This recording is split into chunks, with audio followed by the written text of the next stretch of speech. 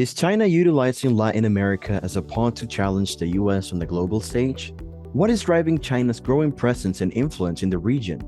How does this expanding footprint in Latin America potentially undermine US interests and security? Stay tuned till the end. China's rise in Latin America has sparked worries about its objectives and the possibility that it could utilize the region as a tool to challenge America. As China's economic, political, and military engagement in Latin America expands, it's gained immense power in this area. The motive behind China's actions have sparked inquiries into their impact on the US. China has also amplified its diplomatic connections. Latin America development projects have received funding, and closer ties have been established with the military. Comprehending the methods utilized by China concerning economics, politics, the military, and information warfare within the region can bring to light potential perils and effects on US foreign policy. Gaining knowledge about how things function in this locality can also be beneficial. China's economic leadership in Latin America was achieved through a lot of investments, trade relationship formation, and strategic purchases. This has facilitated China's expansion of influence in the region. By granting them money, China has caused Latin American countries to feel reliant on it. They have also received trade deals from China. The economic power that China holds could potentially be used to threaten the US. Control over vital industries and ownership of important assets reinforce China's position of economic dominance.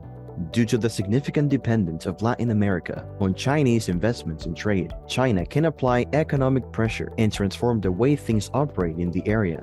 US interests might suffer damage in that location. In order to threaten the US, China has made it a priority to improve its diplomatic connections with Latin America through high-level visits, bilateral agreements, and foreign exchanges.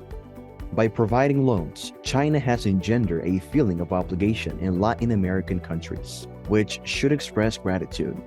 The method they use is to offer financial support, loans, and aid in development projects. In the area, China can now shape the political situation thanks to this.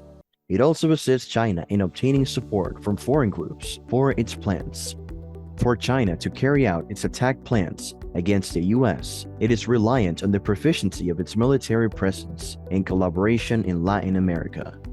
China has established greater military collaboration with many Latin American countries. These deals include arms sales, technology trades, and training programs.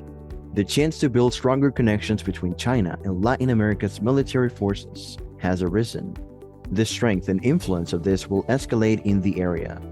A significant portion of China's strategy to target the US in Latin America relies on information and cyber warfare.